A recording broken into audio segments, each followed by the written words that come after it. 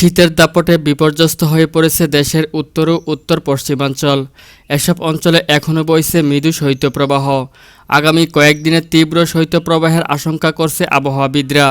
বাড়ছে শীতজনিত রোগব্যাধির সংখ্যাও। এছাড়াও আগামী কয়েকদিনই কমতে পারে সারা দেশের তাপমাত্রা, এমনই তথ্য দিচ্ছেন বাংলাদেশ আবহাওয়া দপ্তর। আসসালামু আলাইকুম সুপ্রিয় দর্শক, যথারীতি আবারও চলে আসলাম আজকের আবহাওয়ার সবচেয়ে গুরুত্বপূর্ণ খবর, ঝড় বৃষ্টি, নিম্নচাপ, ঘূর্ণিঝড় ও শৈত্যপ্রবাহের আপডেট নিয়ে। জানিয়ে দিব আজ এবং আগামীকাল 24 থেকে 48 ঘন্টার মধ্যে বাংলাদেশের 8 বিভাগের 64 জেলাসহ পশ্চিমবঙ্গ, আসাম, মেঘালয় ও ত্রিপুরা রাজ্যের কোন জেলার আবহাওয়া পরিস্থিতি কেমন থাকার সম্ভাবনা রয়েছে। তো সুপ্রিয় দর্শক, প্রথমেই আপনাদেরকে আমি নিয়ে আসছি ইউরোপীয় রাডারের স্যাটেলাইট চিত্র, উপগ্রহে আর এখনকার পরিবেশ। দেখতে পাচ্ছি বাংলাদেশের 8 বিভাগের 64 জেলার আকাশ একদম ফকফকে রুদ্রোজ্জ্বল আকাশ রয়েছে। পশ্চিমবঙ্গের প্রত্যেকটি জেলাসহ আসাম, মেঘালয়, ত্রিপুরা রাজ্যেরও প্রত্যেকটি জেলার আকাশ একদম রুদ্রোজ্জ্বল আকাশ রয়েছে এই মুহূর্তে। তো সুপ্রিয় দর্শক, এখন আপনাদেরকে আমি জানিয়ে দিব আগামীকাল 13ই জানুয়ারি রোজ মঙ্গলবার ভোর 5টা থেকে পরবর্তী 24 ঘন্টার মধ্যে দুই বাংলার কোন জেলার আবহাওয়া পরিস্থিতি কেমন থাকতে পারে। তো ভোর 5টার দিকে চলে আসলে বাংলাদেশের আপনার সিলেট এবং ময়মনসিংহ বিভাগের দু এক জায়গার আকাশ আংশিক মেঘলা থেকে মেঘাচ্ছন্ন থাকার সম্ভাবনা রয়েছে। এদিক থেকে চট্টগ্রাম বিভাগেরও দু এক জায়গার আকাশ আংশিক মেঘলা থেকে মেঘাচ্ছন্ন থাকতে পারে। তাছাড়া এদিক থেকে আপনার খুলনা, বরিশাল উপকূলবর্তী দু এক জায়গার আকাশ আংশিক মেঘাচ্ছন্ন থাকার সম্ভাবনা রয়েছে। একই সাথে এদিক থেকে রংপুর, রাজশাহী, ঢাকা, খুলনা, বরিশালের অধিকাংশ অঞ্চলের আকাশে একদম পরিষ্কার পরিচ্ছন্ন থাকতে পারে। এদিক থেকে পশ্চিমবঙ্গের প্রত্যেকটি জেলার আকাশে পরিষ্কার থাকতে পারে। কেবল আসাম, মেঘালয়, ত্রিপুরা রাজ্যের দু এক জায়গার আকাশ আংশিক মেঘাচ্ছন্ন থাকার সম্ভাবনা রয়েছে।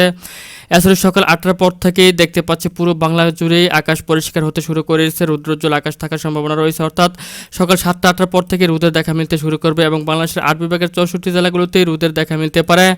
তাছাড়া দেখতে পাচ্ছি যে দুপুর 11টার দিকে চলে আসলে চট্টগ্রাম বিভাগের দক্ষিণ অঞ্চলে দু এক জায়গার আকাশ আংশিক মেঘাচ্ছন্ন থাকতে পারে।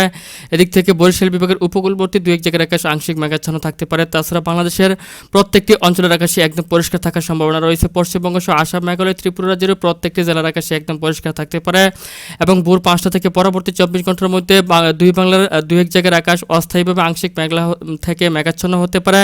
তাছাড়া কোথাও তেমন বৃষ্টিপাত কিংবা ভারী ঝড় বৃষ্টির আপনার কোনো ধরনের সম্ভাবনা থাকছে না। এবং পরদিন আপনার বুধবার দিন ভোর 5টার দিকে চলে আসলে আবারও দেখতে পাচ্ছি দেশের দু এক জায়গার আকাশ অস্থায়ী আংশিকভাবে মেঘলা থেকে মেঘাচ্ছন্ন হতে পারে। যেমন চট্টগ্রাম সহ সিলেট, ময়মনসিংহ এবং রংপুর বিভাগের দু এক জায়গার আকাশ অস্থায়ী আংশিকভাবে মেঘলা থেকে মেঘাচ্ছন্ন হতে পারে এবং আসাম, মেঘালয়ের একাধিক জায়গার আকাশ অস্থায়ী আংশিকভাবে মেঘলা থেকে মেঘাচ্ছন্ন থাকার সম্ভাবনা রয়েছে।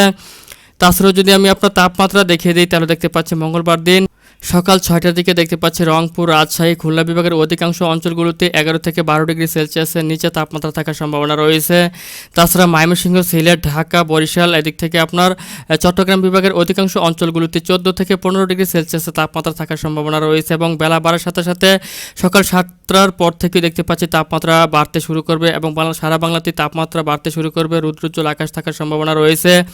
এবং দুপুর নাগাদ দেখতে পাচ্ছি বাংলাদেশের ময়মনসিংহে আপনার 23 ডিগ্রি সেলসিয়াস তাপমাত্রা উঠতে পারে সর্বোচ্চ, রংপুরে 21 ডিগ্রি, রাজশাহীতে 21 ডিগ্রি, খুলনাতে 24 ডিগ্রি, বরিশালে 23 ডিগ্রি, চট্টগ্রামে কোথাও 25 ডিগ্রি, কোথাও 26 ডিগ্রি এবং সিলেটে সর্বোচ্চ একাধিক জায়গাতে আপনার 25 থেকে 26 ডিগ্রি সেলসিয়াস পর্যন্ত তাপমাত্রা ওঠার সম্ভাবনা রয়েছে। এবং মাঝরাতের পর থেকে আবারও দেখতে পাচ্ছি তাপমাত্রা ব্যাপক হ্রাস পেতে শুরু করবে এবং পরদিন ভোরবেলার দিকে আপনারা দেখতে পাচ্ছি যে গতকালকের তুলনায় শীতের তীব্রতা অনেকটাই বৃদ্ধি পাবে। সারা বাংলাতেই তাপমাত্রা হ্রাস পাওয়ার সম্ভাবনা রয়েছে। সিলেটে আপনারা দেখতে পাচ্ছেন সর্বোচ্চ 13 ডিগ্রি সেলসিয়াস তাপমাত্রা থাকতে পারে ভোররাত্রের দিকে এবং সর্বনিম্ন কোথাও 10 থেকে 11 ডিগ্রি সেলসিয়াস তাপমাত্রা থাকতে পারে।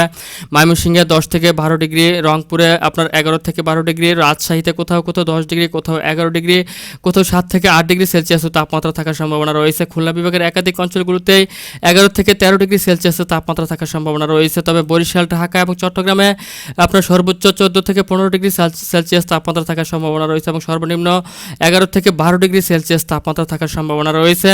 তো সুপ্রিয় দর্শক, এই ছিল এখনকার মতো আমার কাছে পাওয়া আজকের আবহাওয়ার সবচেয়ে গুরুত্বপূর্ণ এবং লেটেস্ট আপডেট।